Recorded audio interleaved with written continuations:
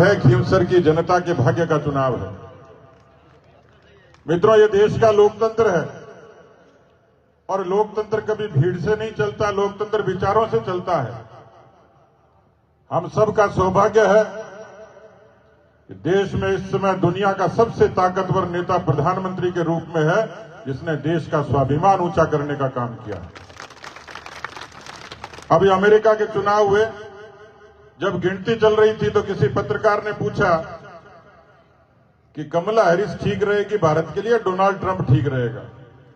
मैंने कहा कोई भी जीत जाओ, मेरी बात पर गौर करना। दुनिया का सबसे ताकतवर देश है अमेरिका, पूंजी के नाते, बुद्धि के नाते, लेकिन मैंने कहा जीते कोई भी, सेल्फी तो भारत के प्रधानमंत्री नरेंद्र मोदी के साथ ही खिंचवानी पड़ेगी।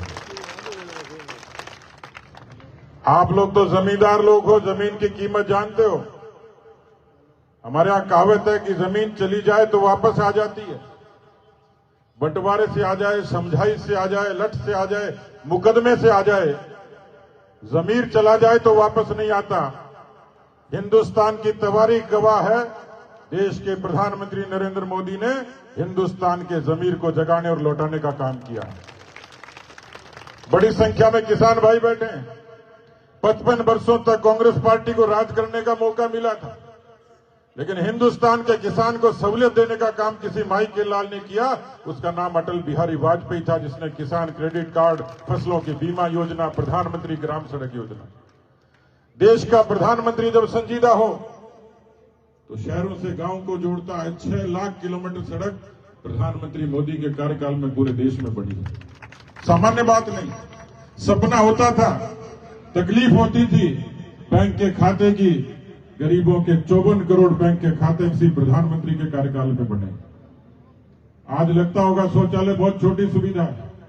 उन माताओं बहनों की सोचिए जो गांव में अंधेरा होने का इंतजार करती थी, उनके आरोग्य को, उनके सुरक्षा को, उनके सम्मान को चुनौती थी, लेकिन उन माताओं बहनों के सम्मान को जिंदा रखने का काम प्रधानमंत्री नरेंद्र मोदी ने किया। आज भारत दुनिया की छठी बड़ी ताकत बन रही। ब्रिटेन को पछाड़कर जिसके गुलाम हम हुआ करते थे, ब्रिटेन 6ठे नंबर पर चला गया। हिंदुस्तान दुनिया में आर्थिक तौर पर 5वीं बड़ी शक्ति बनकर खड़ा हुआ है, और आप सब लोगों के आशीर्वाद से वो दिन दूर नहीं जब हिंदुस्तान दुनिया का सबसे ताकतवर देश बनकर खड़ा होगा। भैरव सिंह शेखावत जी से लेकर वसुंधरा जी तक, वसुंधरा जी से लेकर भजनलाल जी तक, ईआरसीपी से लेकर यमुना जल समझौते तक, पेपर लीक के चोरों को जेल डालने तक, उनके नकेल डालने तक, केवल 60 दिनों में इस सरकार ने मजबूती से ये काम करने का काम किया। मैं आप सब लोगों से अनुरोध करना चाहता हूं, जैसे मैंने कहा विचारों से चलता लोकतंत्र, उस विचार का प्रतिनिधि कमल का फूल है। उस कमल का फूल का प्रतिनिधि रेवंत राम डांगा है। हम लोग पूरे मंच के लोग ये भरोसा देने के लिए आए हैं। मैं खींवसर के इतिहास में नहीं जाना चाहता, लेकिन मैं खींवसर की प्रश्न आज के वर्तमान में और मैं खींवसर के भविष्य की ओर आपको ले जाना चाहता हूं कि खींवसर का भविष्य किसी के हाथ में सुरक्षित है, भारतीय जनता पार्टी और रेवंत राम डांगा के हाथ में सुरक्षित। कोई आम आदमी दुकान से पुकारेगा, मकान से पुकारेगा, खेत और खलिहान से पुकारेगा। मैं रेवंत राम जी को जानता हूं, वो गरीब की सुनने वाले हैं, एक संजीदा राजनेता हैं। दुर्भाग्य से पिछली बार 2-2.5 हजार वोटों से हार गए थे। लोगों ने उसका हार का विश्लेषण अलग अलग तरीके से किया था। एक ही कारण बताया था, यदि दुर्ग सिंह बीजेपी के साथ होते तो आज दुर्ग भी है और सिंह भी है, किसी तरीके की समस्या नहीं। वो राजनीतिक विश्लेषक यदि अपनी कलम को चलाना जानते हो तो जिस दिन दुर्ग सिंह जी ने बीजेपी का दामन थामा, उसी दिन भारतीय जनता पार्टी की जीत तय हो गई। आज यहां 36 कौम के लोग बैठे। मैं किसी एक बिरादरी की बात नहीं करता, देश का लोकतंत्र 36 कौम से चलता है। मैं हरियाणा से आया हूं, पूरी दुनिया की निगाह हरियाणा पर थी। सट्टेबाजों की थी, एग्जिट पोल की थी, मीडिया की थी, सोशल मीडिया की थी, राजनीतिक पंडितों की थी। मित्रों, लोकतंत्र विचार से चलता है।